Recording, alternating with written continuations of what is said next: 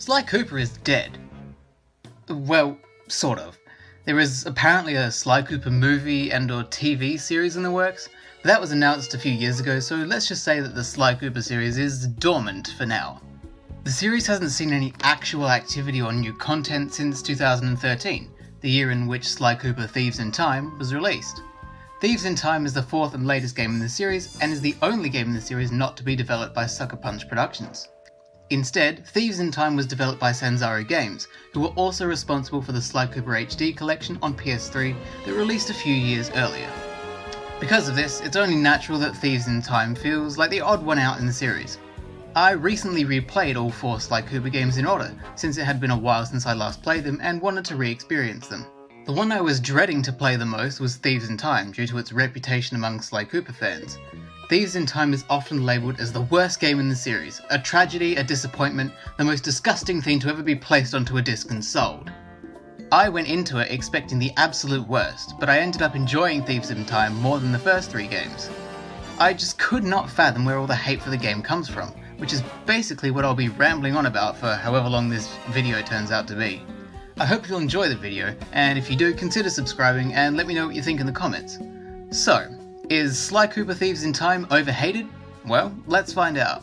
So how is this going to work? Well, before I go into Thieves in Time in detail, discussing the good and the bad and the biggest reasons why people seem to hate it, I'm going to briefly go over the first 3 games and talk about what they do well and what problems they have, in order to put the hate for Thieves in Time into perspective and look at it all objectively, starting of course with Sly Cooper and the Thievius Raccoonus. I said earlier that Thieves in Time was the odd game out in the series, but in terms of the actual gameplay, Sly 1 sticks out the most. Sly 2, 3 and Thieves in Time all go for a more open approach to the gameplay, whereas Sly 1 keeps it linear. I liken it to a Crash Bandicoot does stealth sort of thing. It's different to the rest of the games, but this isn't really a bad thing, it's just a different style. Sly 1 kicks off the series well. The gameplay is focused on Sly, which is how it should be. The majority of the game is playing as Sly, being stealthy and climbing all over each level. It also strikes a good balance of being a focused gameplay experience without feeling repetitive. The game also has a simple but solid story. Plots in games like Sly Cooper don't always need to be complicated and filled with twists and turns. A simple, straightforward story works well too.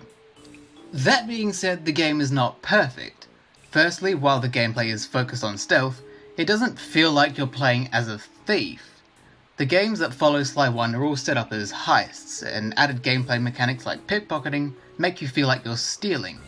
But in Sly 1, it just feels like you're trying to find a key without being seen.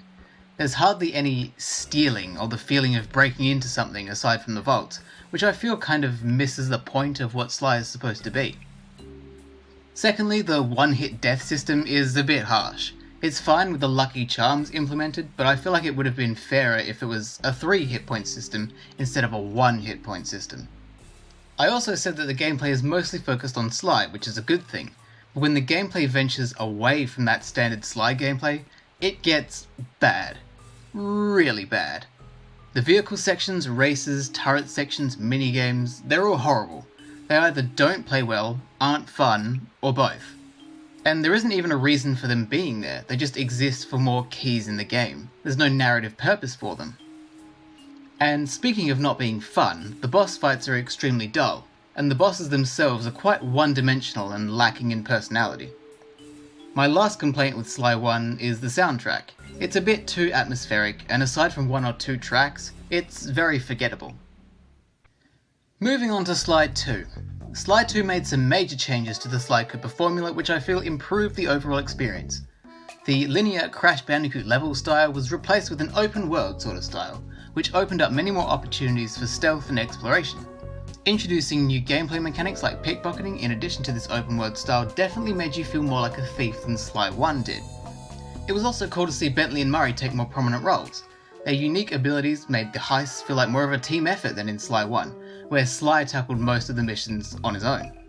Also, the health bar makes the gameplay experience much more enjoyable, as the punishment isn't an instant kill if you make a mistake.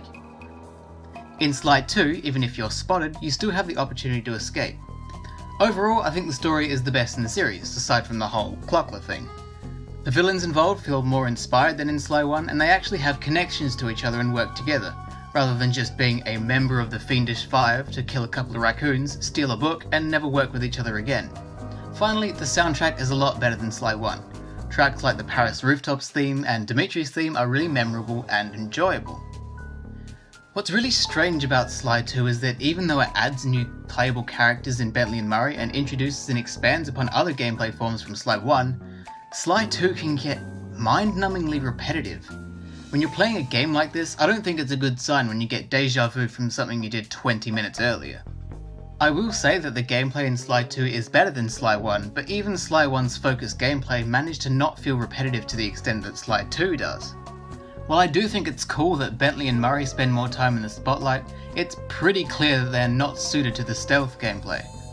You wouldn't think that's a big deal, but the environments are mostly designed for Sly's climbing abilities, and since Bentley and Murray don't have these abilities, it makes it a lot harder to traverse the levels without being seen. Earlier I praised the villains for being pretty decent characters, which makes it even more disappointing how poor their actual fights are. There never really is much to them other than get out of the way until you can hit them. At least in the other games there's usually more to it than that. Mugshot's fight, for example, is all about getting all the mirrors to face the right way, and Ms. Ruby's fight is all about rhythm and timing. But in Sly 2, every single boss apart from Jean Bisson is a rinse repeat of get out the way then slap the fuck out of them. And finally, in keeping with talking about villains, Clockler might just be the worst fucking thing I've ever laid eyes on. It's just the worst possible way they could have brought back Clockwork, and it's only his body they brought back. They could have at least made it so that Clockwork was revived, but nope, just shoved Neela inside Clockwork's body. What a whopper idea. In all honesty, Sly 3 is my least favourite Sly Cooper game. There are a few things I like about it, but there's a lot that I don't. Let's get the good stuff out the way first. There are some positive refinements to the main gameplay. In particular, Bentley is much more fun to control than in Sly 2 due to having more jumps and the ability to hover. Murray is mostly the same with a few small additions like the ball form, and Sly feels almost exactly the same, which is a good thing since his gameplay was pretty much nailed in Sly 2. He has the additional costume gimmick though, and I'll get into that later. The level environments are also improved from Sly 2. They're more vibrant and interesting to look at and explore. Unfortunately, even though the environments are cool, there is no incentive to explore them at all. Sly 3 does something incredibly stupid. It removes the clue bottles.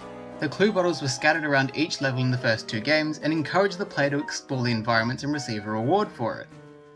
In Sly 3, there is no such thing, so it's pointless to go out of your way to see the environments in their entirety since you don't gain anything from it. My next complaint is about the story. It's rubbish. The whole plot of the game is that Sly and the gang are attempting to get into the Cooper family vault, but Dr. M has set up a fortress around it so that he can get into it himself. In order to successfully get to the vault, Sly and co need to recruit a handful of new team members, each with their own specialities. And that's it. In Sly 1, Sly 2 and Thieves in Time, all of the villains are a part of a team or organisation, being the Fiendish Five, the Claw Gang, the Paradoxes Gang respectively. In Sly 3, however, the villains have absolutely nothing to do with each other. Octavio has nothing to do with the Mask of Dark Earth, which has nothing to do with the Black Baron, who has nothing to do with General Tsao, who has nothing to do with Captain LaFoy, who has nothing to do with Dr. M. The only thing Dr. M has as the main antagonist is the fact that he's trying to get into the Cooper Vault. He is only seen at the beginning and the end of the game, so there's no build up to the finale. You don't find out about who he is or what his motives are until the very end of the game, and he ends up being more of an afterthought in each level. So when he reveals that he was originally part of Sly's dad's gang, it isn't some unexpected emotional plot twist, it's more of an, oh, okay, sort of moment. Dr. M is so irrelevant as a main antagonist in the game that I actually forgot what his name was when writing this script and I had to look it up. So the TLDR version of all that is, the plot and main antagonist of Sly 3 are shit. Now earlier I said that Sly 2 was incredibly repetitive in its gameplay, so you're probably thinking that Sly 3 fixed this problem. Well, it didn't. In fact, the problem Sly 3 has is very much the opposite. To put it simply, Sly 3 has too many fucking gameplay styles. Way too many. Even if Sly 2 is repetitive to the point where it drains your will to live, at least the gameplay is focused. While playing Sly 3, I spent more time wanting to play as Sly than actually playing as Sly. You know Sly, right? The main character of the game? The one the game is named after? It feels like Sly's gameplay took a back seat in this game, and let me tell you why. In Sly 3, you have the following forms of gameplay. Sly's gameplay, Bentley's gameplay, Murray's gameplay, Carmelita's gameplay, Sly's costumes, the Venice boat chase, the Guru's gameplay, controlling the crane digger thing, the Scorpion crusher truck, Bentley's hacking, Murray's rowboat, Bentley's grapple cam, Penelope's RC car, Penelope's RC copter, Sly's plane, Bentley's tower defense and the hangars, the Panda King's gameplay, Panda King's turret section, Dimitri's gameplay, sailing the pirate ship battles, the treasure map section, controlling the giant squid as the Guru, Penelope's sword fight, and dialogue options. Now, I'm not saying that every single one of these gameplay styles are bad. What I'm saying is that there's way too much variation. In fact, there are probably more gameplay styles I forgot to mention. Rather than keeping things fresh, it makes the game feel messy and unfocused, and most of those gameplay styles aren't even fun. At the end of the day, a Sly Cooper game should focus on Sly's gameplay, sprinkled with Bentley and Murray gameplay and maybe Carmelita every now and then. Sly 3 just does way too much, and most of the time, it isn't good. Now don't get me wrong, I enjoyed each of the first 3 Sly Cooper games a lot, and I don't think any of them are bad games, but that doesn't mean I'm blind to the problems they have. I feel like when people talk about these games, they pretend that the issues they have don't exist. That is, of course, until Thieves in Time enters the conversation, which apparently is the most heinous crime to ever plague the Sly Cooper series. Having established the good and the bad about the first 3 games, let's do the same for Thieves in Time. I said at the beginning that out of all of the Sly Cooper games, I had the most fun with Thieves in Time, which of course means that it's my favourite in the series. Even so, I'll do my absolute best to keep the bias at bay and look at this as objectively as possible, starting with the good stuff. As Thieves in Time was a PS3 game, it is, of course, much better visually than its PS2 predecessors. The soundtrack is extraordinarily strong in this game too, much more enjoyable and memorable than the other soundtracks in the series. And speaking of visuals, not only are the environments in Thieves in Time a lot bigger, they are also very visually appealing and fun to explore, and due to the time travel theme, there's a lot more variety in the types of environments too. Also, the clue bottles return in this game, encouraging exploration of these large areas. Unfortunately, they don't unlock new abilities in this game like in the other games, but hey, at least they're here. As for the story, it's okay. Just okay. I wouldn't say it's as good as Sly 2's story, but I think it is definitely more interesting than the plots of Sly 1 and Sly 3. The villains are all connected to each other in some way, and the main antagonist plays a prominent role in the story, unlike Dr. M. Finally, the gameplay, which I think this game nails. Where Sly 2 had the problem of being too repetitive, and Sly 3 had the problem of having too much variety, Thieves in Time hits a good balance between keeping the gameplay focused, but still keeping it fresh by sprinkling in the right amount of variation. Bentley, Murray and Carmelita return as playable characters, but the focus is still on Sly. Well, Sly-style gameplay. The spotlight is usually on Sly and his ancestors, who all play very similarly, with the exception of Bob Cooper. This is how it should be. Sly should be the main focus of the gameplay. He is the star of the game after all. Bentley, Murray and Carmelita play well too, and they don't overstay their welcome or take up too much of the game. And on the topic of gameplay, I think Thieves in Time has the best boss fights in the series, with the exception of Le Paradox. The bosses in the previous games are, most of the time, wait for the boss to stop attacking, then slap the shit out of them. In Thieves in Time, however, they're more involved than that, often requiring one of Sly's costumes or chasing the boss down while avoiding obstacles. Unfortunately, the game still has some issues. As already mentioned, the clue bottles don't unlock abilities, just collectibles. At least they're fun to find though. The load times in the game are particularly awful, and it gets even more tedious every time you need to return to the hideout to change character. Finally, Sly's weight in Thieves in Time is different. He feels heavier to control, which isn't necessarily a bad thing, but it is really off-putting after you've gotten used to Sly's weight in the first 3 games. So based on that, Thieves in Time seems to fix a lot of the problems that the other games have. Of course, whether you enjoy the game more than the others is an opinions-based matter. But this brings us to finally answer our question: is Sly Cooper Thieves in Time overhated? To properly figure out the answer, I looked into the complaints that the fans had about the game, and these are apparently the biggest reasons why Thieves in Time is hated so much.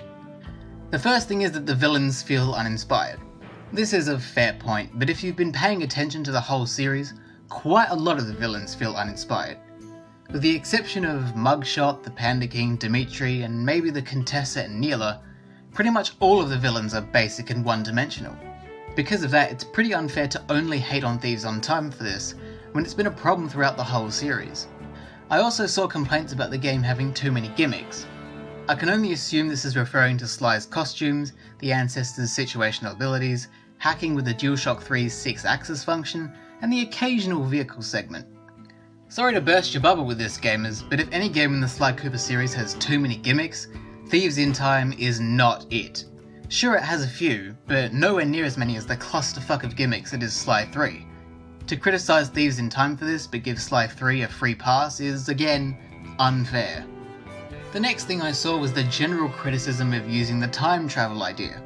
It's seen as lazy and uninspired for a narrative. This is a point I understand. It's something that's been done to death, brought back to life, and done to death again. But this isn't actually Thieves in Time's fault. Bentley says that he's going to create a time machine in the ending of Sly 3, so Sanzaro could either carry on from the ending of Sly 3 and do time travel, which they did, or they could have completely ignored that and tried something else. I feel like the fans would have been angrier if the whole time machine thing was ignored, so I think using the time travel idea for the story is fine. It's a fair criticism to say the idea is unoriginal, but I feel like Sanzaro were almost forced to go with it, so I think it's justified. The cliffhanger ending is a criticism I completely agree with. It's a poor ending to the story, and I definitely think it was unnecessary. I also can't really think of a way to justify it. The only thing I can say is that maybe Sanzaro had plans for a Sly 5 that would pick up where Thieves in Time left off, but just never had the opportunity to develop it. By far the most common complaint I saw about Thieves in Time was how the main characters were apparently butchered. I don't think that's the case.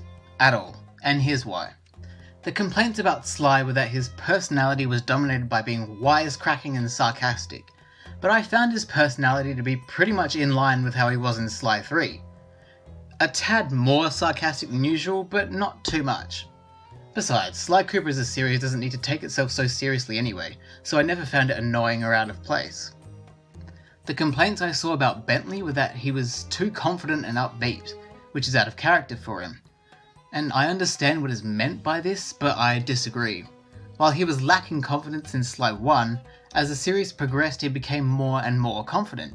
In fact, there was an entire plot element of the Contessa's prison episode in Sly 2 about Bentley gaining confidence and independence, so I think it would have been a bad idea to backpedal on Bentley's character and revert back to being meek and cowardly. Murray's character was criticised as it seemed to ignore his guru training from Sly 3. The odd thing about that is that even in Sly 3, his guru training seemed to have absolutely no effect on his personality after the Australian level. In fact, I don't even think it was mentioned after the Australian level. Murray's character was the same in Sly 3 as it was in Sly 2, so it makes sense to keep it the same in Thieves in Time. Carmelita was criticised for being reduced to the angry ex-girlfriend character, which I also understand, but this complaint is made mostly out of context of the plot of the game. Usually Carmelita is all about arresting the Cooper gang and locking them up. Firstly, in the ending of Sly 3, Sly pretends to have amnesia to get closer to Carmelita and end up in a relationship, and he succeeds. But of course Carmelita discovers that he was faking it, and is naturally angered by that. The second part of this is that even though she would love to arrest the Cooper gang, she is forced to rely on them to defeat the Paradox and get back to Paris. So in this context, what good would arresting them do? Since there is no room for her police work in this context, it makes sense that this element is missing from her personality in the game. I'm not defending the choice necessarily, but it's not done for no good reason. Finally, there's Penelope and her plot twist. There are mixed opinions on this, but ultimately I'm not upset about it. At least she has a personality in Thieves in Time, as opposed to Sly 3 where she's one of the blandest, most uninteresting characters ever. So with all that said, what's the answer to our question? Is Sly Cooper Thieves in Time overhated? The answer is, quite simply, yes. From everything I've talked about, it's clear to see that most of the bad things Thieves in Time has been accused of are also present in the games before it, sometimes to an even worse extent, and it definitely isn't as bad of a game as many say it is. Whatever you think the worst game in the series is only a matter of opinion. In my case, I'd say Sly III, some will say Thieves in Time, while others will say Sly 1 or Sly 2. Thieves in Time honestly gets way more hate than it deserves. To be honest, the hate for Thieves in Time is probably why Sony are too worried that the series will flop to make a Sly 5. At the end of the day, all of these games are enjoyable experiences. Each of them has weak points but are entertaining and well-made games, and Thieves in Time is no exception to that.